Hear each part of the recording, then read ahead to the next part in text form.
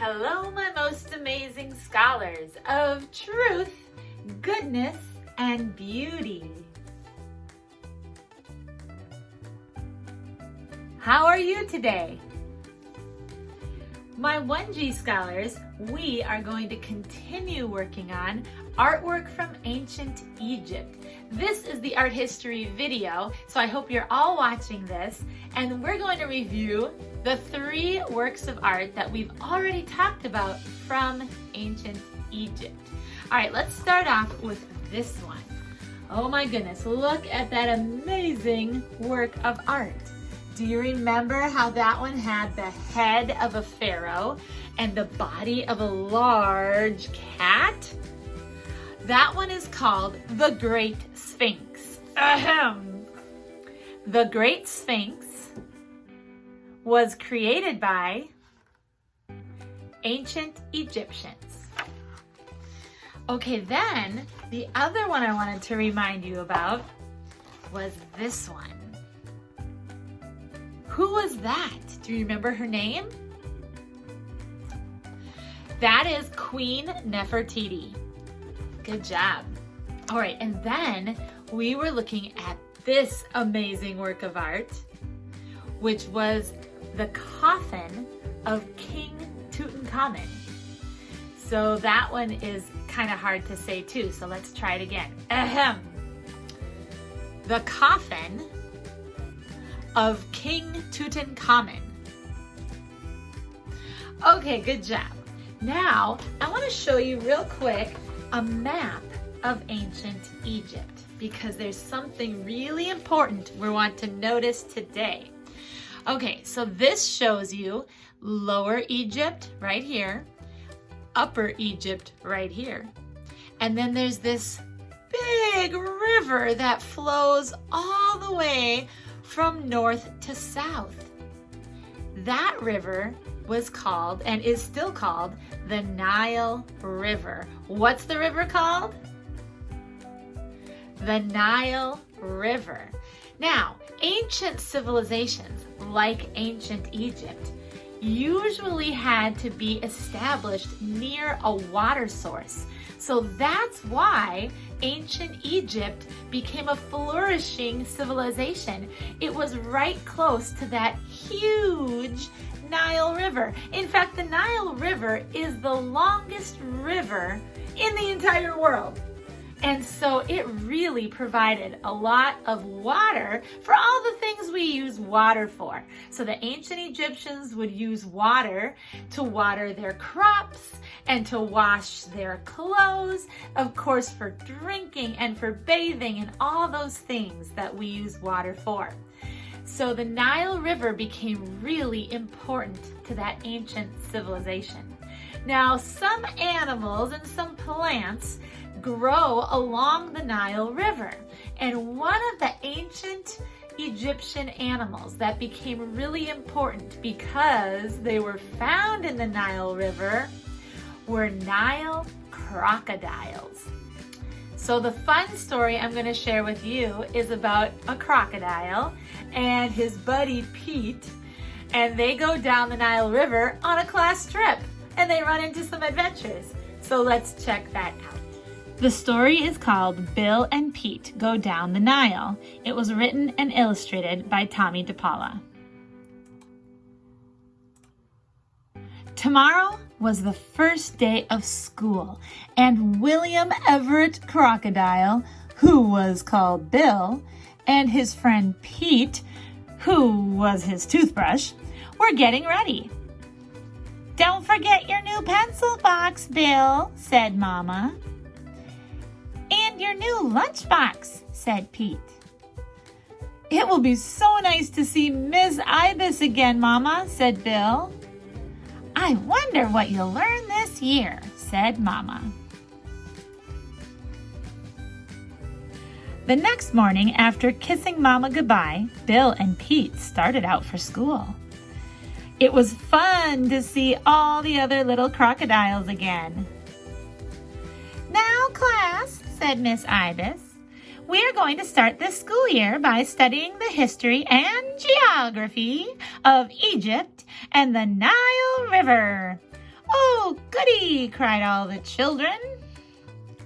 What did you learn today in school, Bill? Asked Mama. We learned all about the Nile River, Mama, said Bill. Well, it's nice to learn about our hometown, said Mama. On Tuesday, Miss Ibis told the class about the Sphinx. Today we learned about the Sphinx, Mama, said Bill. You mean Sphinx, Bill, said Pete. And boy, is it weird looking. On Wednesday, Miss Ibis told the class all about the Pharaohs and the pyramids and the mummies.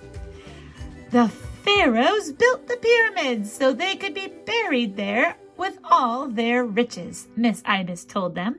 When they died, they were wrapped up in long strips of cloth and called mummies. The mummy was put in a beautiful case called a sarcophagus.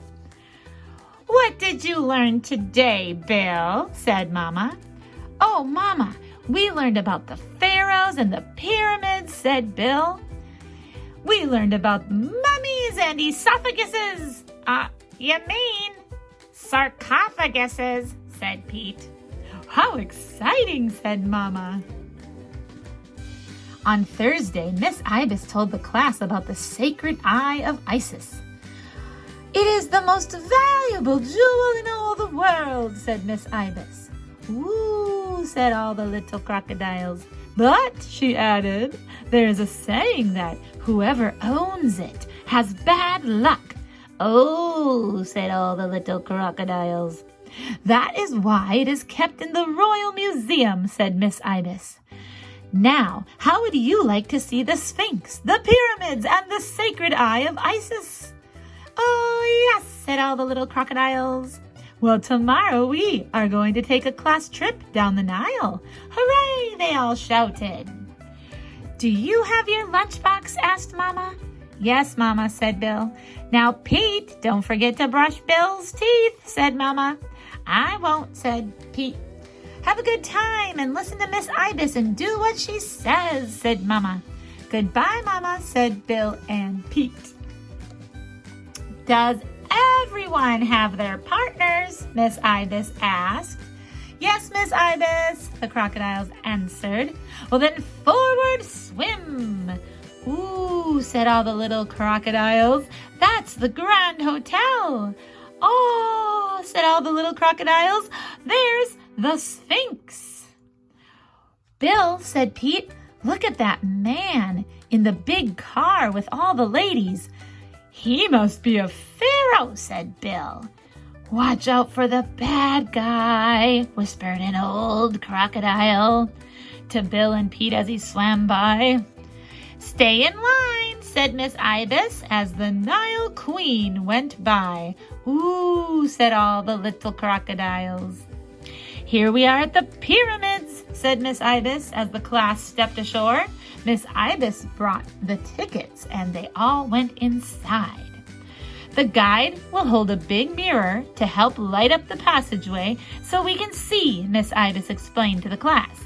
Now, as I told you all, the mummies and all the riches are no longer kept here. They are in the Royal Museum, which we will visit next, and where we will see the sacred eye of Isis. Ooh, said all the little crocodiles. The class saw mummies and sarcophaguses and the sacred eye of Isis. There's that man again, whispered Pete. He sure looks familiar. And then they sat down to eat their lunch. Miss Ibis, may I be excused, please? Said Bill. And he and Pete went inside to find the restroom to brush Bill's teeth. Oh, look, Bill, said Pete. I thought I recognized him. The bad guy. Oh, Mr. Bad Guy, don't, said Bill. You'll have bad luck. Shut up, you walking suitcase, yelled the bad guy. And he locked Bill inside a sarcophagus. You can't do that to my friend, shouted Pete, and he flew into the restroom to get some toilet paper. "Take that," said Pete, and he flew around and around and around, and presto, the bad guy was a mummy. Then Pete untied a guard who let Bill out of the sarcophagus. "Where have you been, William Everett?" scolded Miss Ibis. "Why, these two fine fellows saved the sacred eye of Isis from falling into evil hands," said the head of the museum. "The bad guy is being taken to Cairo and put in jail. And as a reward, we are going to send you all home on the beautiful Nile Queen." "Ooh," said all the little crocodiles.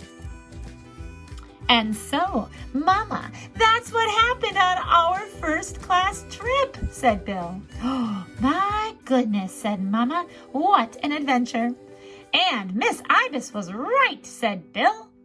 "The sacred eye of Isis does bring bad luck." "Especially to bad guys," said Pete. The end. Wow, Bill and Pete were really the heroes of that adventure, weren't they?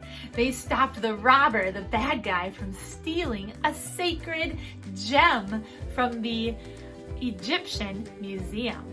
Now, Bill was a crocodile in the story, right? And so we are going to use that as our inspiration for our next art project. We're going to make our own Nile crocodiles. So I will see you in class to do that, or if you are a distance learner from home, you can check out my project video to get started. All right, see you next time.